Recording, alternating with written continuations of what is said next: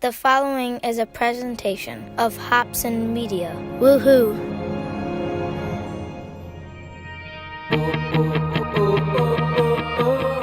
The Marriage Talk podcast is a ministry offered free of charge to any and all who listen.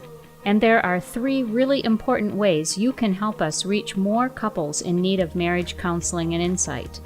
First, subscribe to the podcast so you get every episode automatically delivered. You can subscribe for free on Apple Podcasts, Google Play, and Spotify. Second, email or text the link to this episode to someone you know. The best way to spread the word about the Marriage Talk podcast is when you tell others. If the program has been a blessing to you, share that blessing with others by sharing the link to this week's episode. Finally, we would love to have you join the family of financial supporters who contribute a monthly gift of anywhere from $5 to $50 through Patreon. Your donation helps cover our costs for production and web hosting and allows us to offer counseling scholarships to couples facing financial difficulties. The donation link is on the homepage at marriagetalk.org, or you can go to patreon.com and search for Marriage Talk Ministries. So, subscribe, share, and support the Marriage Talk podcast as we continue working to help couples enjoy the happily ever after years together.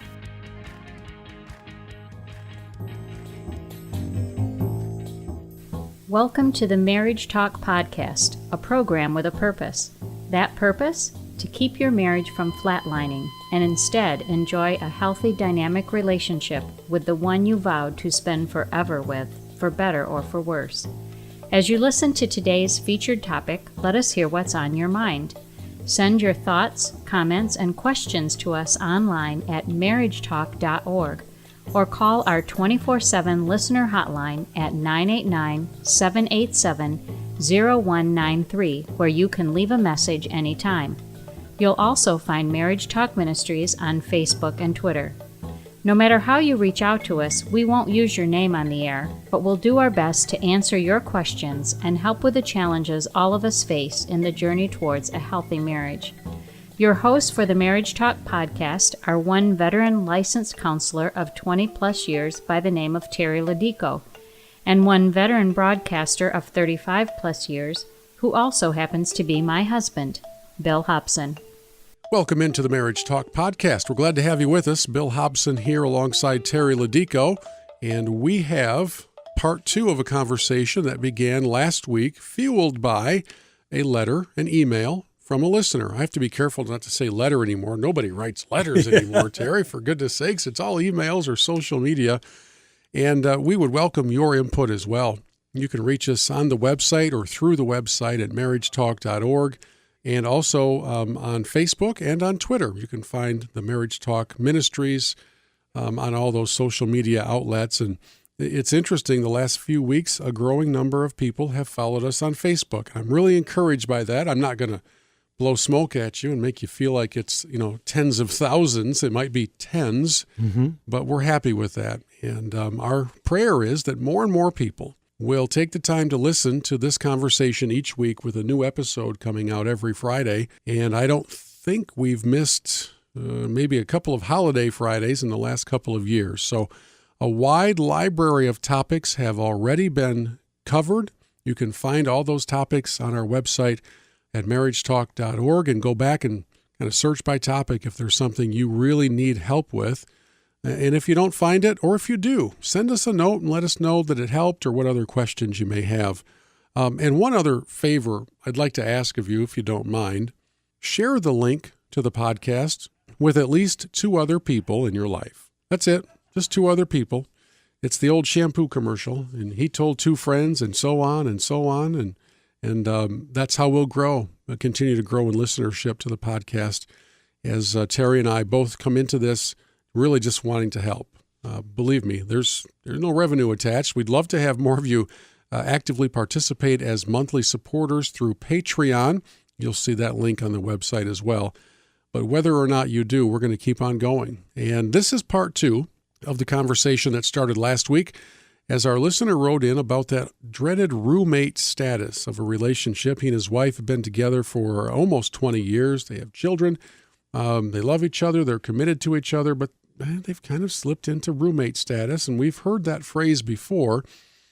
And at the end of last week's episode, Terry had some words of wisdom really directed towards wives. And today we're going to address one that seems to be, at least in my amateur opinion, probably more typical among the husbands. You certainly can tell me, Terry, if I have that flipped around. And here's what he says. He says, typically men want sex to feel loved, and women need to feel loved to have sex. How can I not take it personally when that level of intimacy is not there? And I think that's a very polite way of writing, I'm really getting fed up with being turned down. When you hear that, what comes to mind? Well, I think he's made a statement there that is true. Men, their avenue of emotional connection to their wives is through the physical, sexual connection. And that can open them up because they're taking that first step. Men are physical. We're competitive. We do stuff. Sex is an action.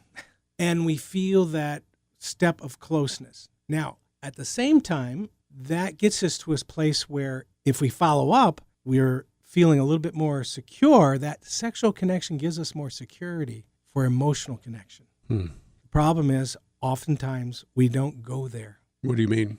Well, we sort of approach sex sometimes transactionally. I want to have this experience. And we're not approaching sex as a celebration of love. Are you saying it's a reinforcer as opposed to the starting point? It's a reinforcer, but it also can be an avenue to the celebration of this oneness, this bond between each other. For example, we often will talk about the phases of the sexual phases to a man and woman. And the last phase is the aglow phase. And that's where you just, after that sexual encounter, you just feel that wonderful aglow of closeness. Men feel that if they will go there. Sometimes men won't go there. And so they have to make a conscious effort. Okay, we've had this orgasm. Now let's just be in each other's arms and feel that aglow and enjoy that phase. And then that opens up for feeling more secure to share for men. Now, the problem is the woman, as he indicated, feels that emotional safety by connection first, and then that opens up the desire for that sexual connection. So it's like the opposite. And if we understand that, then we can work together. They always say time in the bedroom at night starts in the morning. Yeah, I've heard that before. And that's an old saying, I think. Yeah. I haven't heard that. The crock pot versus the microwave. Exactly. So, yes. But if and I think that the spirit behind the question from our listener is that what happens if the crock pot never finishes the pot roast? Yes. So he's asking, how do I depersonalize that? And I think understanding of how maleness and femaleness works in this realm helps. Depersonalize. Okay, this isn't about me. This is about her process, and I need to be sensitive and understand it. And then I need to know what her needs are. The woman needs to know the man's needs. So they need to go back and have those conversations. When do you feel eroticized, to say? That would be a question. Hey, what am I doing that hinders you? So they're problem solving in the sense of they're trying to understand each other's cycle of emotional safety. We're back to that emotional safety. Oh, a man needs to understand that a woman is giving of herself, and she needs to feel safe to do that because she's giving up control of her body and her emotions to this man. And so she has to feel this man is a protector. If the kids are yelling and screaming in the other room, it's hard for her to feel safe because we lose that sense of privacy and security. So understanding those dynamics is very important. Now, we get the wrong interpretation, and then we personalize, and that is, she doesn't like my body, or she doesn't love me anymore. And we start asking those negative feelings. And again, we keep on going down that road without moving towards saying, well, no, we need to personalize this and see the positive. What other cycle can we go to make it positive rather than stay in this negative cycle? We would love to have you join the family of financial supporters who contribute a monthly gift of anywhere from $5 to $50 through Patreon. Your donation helps cover our costs for production and web hosting and allows us to offer counseling scholarships to couples who are facing financial difficulties. The donation link is on the homepage at marriagetalk.org, or you can go to patreon.com and search for Marriage Talk Ministries. Celebrate Your Marriage has been helping couples strengthen their marriage since 1996. The formula's perfect. Beautiful Mackinac Island, enchanting Grand Hotel, music, comedy, and biblical truth for marriages. Oh, and the food is amazing. Who could ask for more? Isn't it time for you and your spouse to get away and get ahead? Get away from the hustle and bustle and get ahead in your marriage. Your marriage deserves a little investment.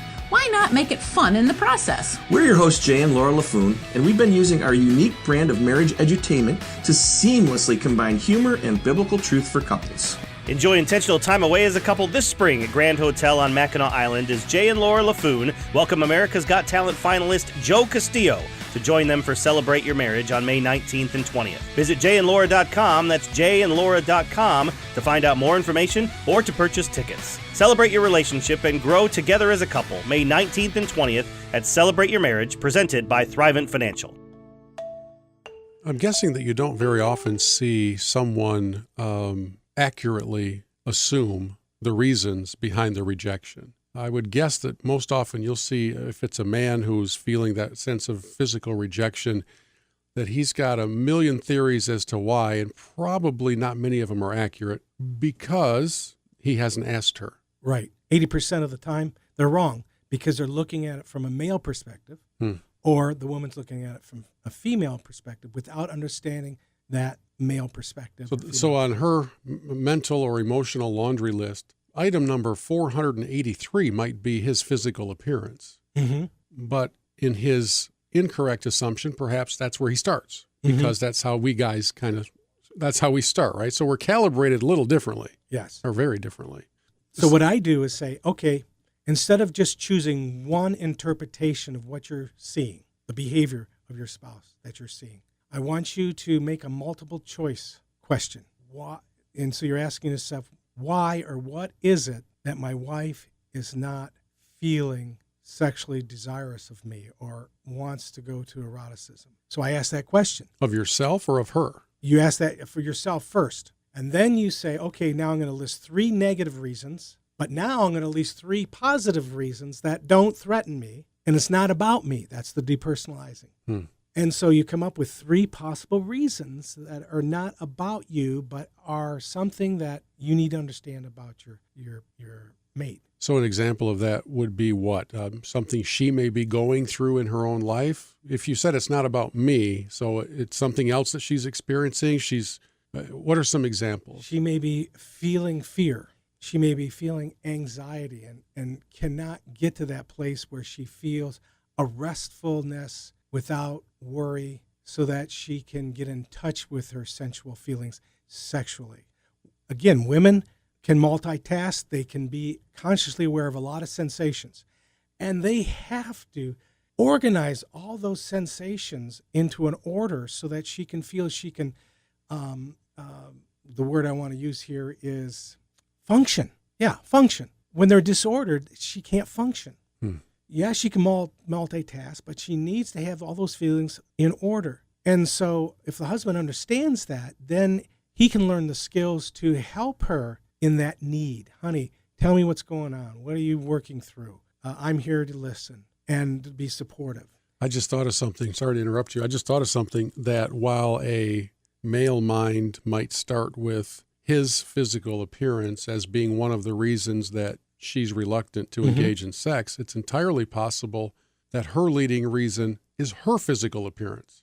Self-conscious or fear, like you said, of being seen as less than ideal or something like that. Exactly. Is that legit? That is legit, and I hear that often. Oh, okay. Yeah, that is an issue oftentimes. What's the danger then, as we have this discussion about this somewhat barrier in physical intimacy?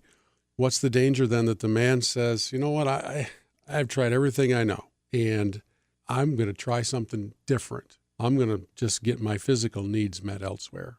And if she doesn't come along in this area, then I'll just take care of it on my own. Huge danger. Absolutely. And women worry about that if they don't have that connection emotionally. She will worry about that. If she feels that emotional connection with her husband, then she has something that no one can compete with her, that close intimacy, emotional connection, bond. But if they're just roommates, a woman can worry because she knows and women feel the power of being able to lure a man through their appearance. They know men respond sexually through the eyes, visually, and God made us that way. At the same time, if we have closeness and we can also connect that with feeling erotic because of our love for each other, that's deeper. And they work together to keep that sexual relationship strong without threat of competition of other women, for example. Yeah. The two, it's like a track. You got to have both rails together. And that marriage proofs your marriage in protecting that sexuality is just between you and I and that special intimacy. And so that physical connection just opens up the door, if we take it and know how to take it, to that deeper closeness. Does this hesitance to engage in physical intimacy, does it ever come across as an opportunity to deepen the relationship as opposed to an adversarial, my arms are crossed and I'm just getting more and more angry every time I'm turned down? I'm wondering if in a bigger picture, if a frustrated husband could view this as, all right, I've got a challenge here because there's a barrier with her, and it's up to me to love her through it, to ask her about it, and to learn what she needs from me. I'm not trying to sound like the after-school special where everything gets taken care of by the fourth commercial break, but it seems like if you're committed to each other and this barrier is there, the intimacy exploration could take you to really cool new places if you're willing to dig through those difficult moments. So that he says, yeah, I'm frustrated, but I know this is actually tied to something that's really troubling her. And part of being a partner in this relationship is that I can say to her, I'm here with you no matter what your response is physically, so let's work through it together. On the tail end of that, I would have to think that when she does come around, it's going to be fairly explosive and kind of enjoyable. Yeah. You can't, let me respond to this, but you can't shortcut sex. You can't turn the crock pot up on high and hope that it's done in an hour. Without putting in the right ingredients. And here again, many couples have problems talking about their sexuality. So that's a problem because it involves their feelings. So the first step is learning to feel comfortable sharing of your state of being, your feelings, working on that so that you can ask the questions, honey, how can I make this more of a wonderful celebration and enjoyment and connection with me? We then ask those questions so that you're talking about it, knowing what you're learning each other. And then you're also learning your narrative of your past history that has brought you to a certain understanding of sexuality. And a lot of times it's unhealthy. So then you can work through your unhealthy aspects. And if you don't shortcut those steps, then your sexual relationship is going to be something you didn't even know that could exist because you're bringing all the pistons together. Well, let's talk about some of the signs then that you might be shortcutting. They're not labeled with big hazard signs like a construction zone on a highway, but impatience can get the best of all of us for either a husband or a wife. What can we be looking out for to make sure that we're not applying undue pressure just because we have this physical urge, but instead we're willing to work through the process? Well, again, you have to build a foundation of security in your relationship. Anger, criticism, when we're not getting what we want, there's the selfish issue.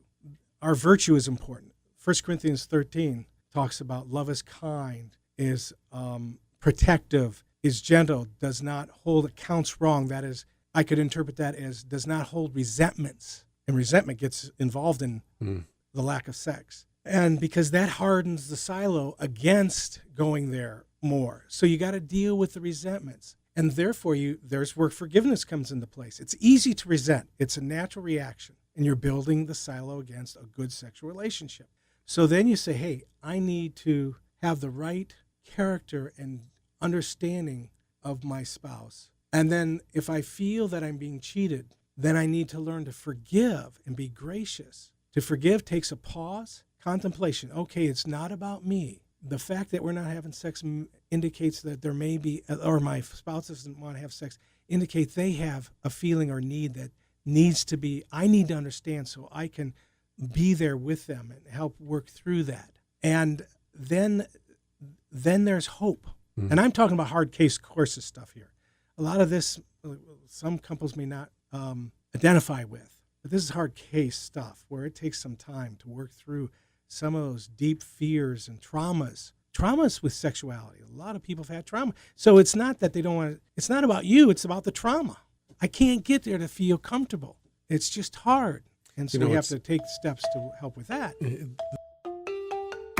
If you enjoy hearing from interesting, encouraging, inspiring, creative, uplifting, innovative, pioneering people and their fantastic stories, then you need to check out the Big Impact Podcast. A new episode of the Big Impact Podcast comes your way every Wednesday. Quite often our guests are famous from the world of entertainment, from culture, from faith and politics and military heroes. And sometimes our featured conversation takes place with somebody you've never heard of, but they've got a story that will make your spirits soar. In a culture filled with so much negative talk and divisive conversation, the Big Impact Podcast is a shining light. We're positive, we're uplifting, we're family friendly, and I hope you'll check it out every Wednesday on iTunes and Google Play or online at bigimpactpodcast.com. If you've grown weary of all the negative, come to the positive, the Big Impact Podcast.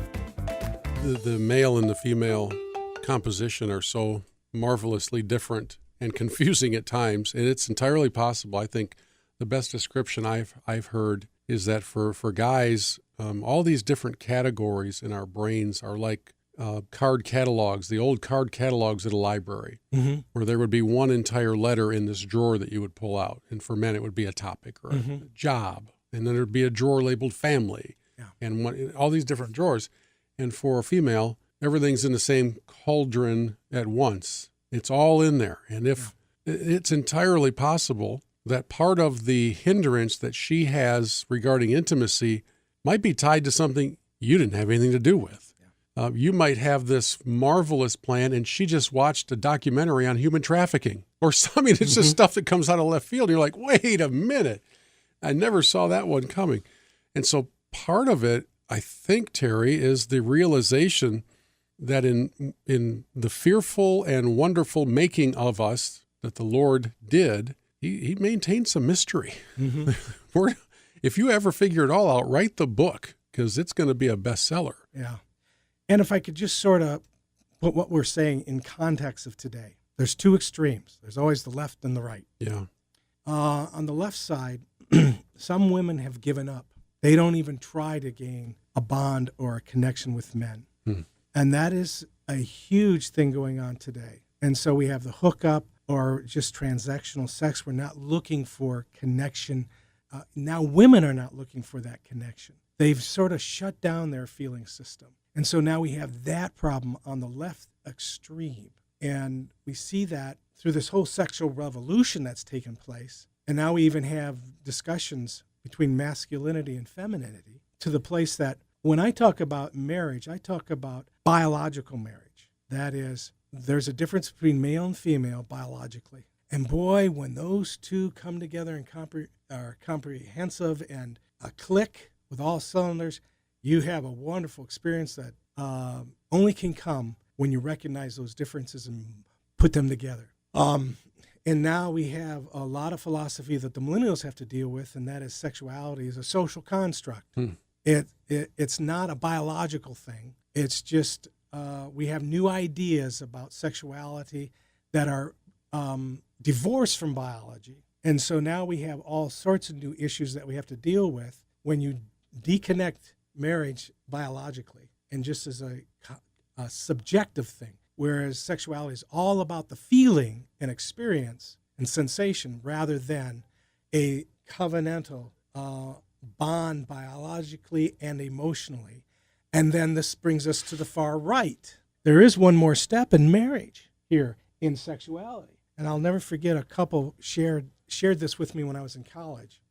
And they talked about when they had sex, it was a spiritual experience. And so I didn't understand what that was. Yet, when a couple are connected on a spiritual aspect, it's not just connecting with each other. Now they're connecting of something outside themselves, God, Jesus Christ. And their relationship spiritually to Christ gives them a wholeness inside that when they have sex, it takes it to a new level. Mm-hmm. So now we've got another level. So we got 3 levels here. We got the biological experience, then we have the biological emotional bond, and then we've got the biological, emotional, and spiritual experience. And that spiritual is more mystical. And yet I've heard so many people have had strong relationships to Christ talk about this. And I don't know if I've seen a book written about how to describe that at this point. I'm sure it's out there. Mm. And yet that connection with Christ gives a fullness so that you're free to be intimate in all aspects of your being. And so you're even connected in a greater soulishness in that sexual experience. Well, as you all can tell, there are a lot of layers to these issues, and we don't pretend to have addressed all of them in the last 30 minutes or so. But Terry, I sure appreciate the insight and at least the lead guidance that you've provided for not just the listener who sent in the question, but for all those who can relate to that difficulty and trying not to take it personally when there's a barrier to physical intimacy. The good news is there is a strategy, there is a route to getting past that, and it does require some patience. It does require intentional effort. It's not just going to go away until it's directly addressed. And the cool part is, as a partner in the relationship, whichever side of it you're on, you have the opportunity to say, I love you enough to wait until you're ready, and I want to help you get ready. So help me know. Mm-hmm. What is it? What's troubling you or what's holding you back? And when that journey completes, Terry, I think as you said, the results can be quite enjoyable. And there's a scripture that just came to mind. Colossians 3:14. Paul says, love is the perfect bond of unity, connection. Mm. Love builds the house to make the sex safe and wonderful and celebrative. A good word on which to end. Thanks so much to our listener who sent in the question. Terry, thank you for your insights as well. A reminder that you can hear every episode we've ever done by going to the website marriagetalk.org, and we'd love to hear from you, whether it's through the contact section of the website or email or social media. If you want to send up a carrier pigeon or somehow hire a skywriter, whatever it is, we'd love to hear from you and help address the issues that are on your mind in the weeks ahead. Thanks much, and please tell at least 2 other people about the Marriage Talk podcast and maybe send them the link to this episode, and we'll continue to grow the audience as we move forward. Have a great week. We'll talk to you again next Friday. Thanks for listening to the Marriage Talk podcast. Be sure to subscribe on Apple Podcasts, Google Play, or Spotify. And don't forget, we want to hear from you.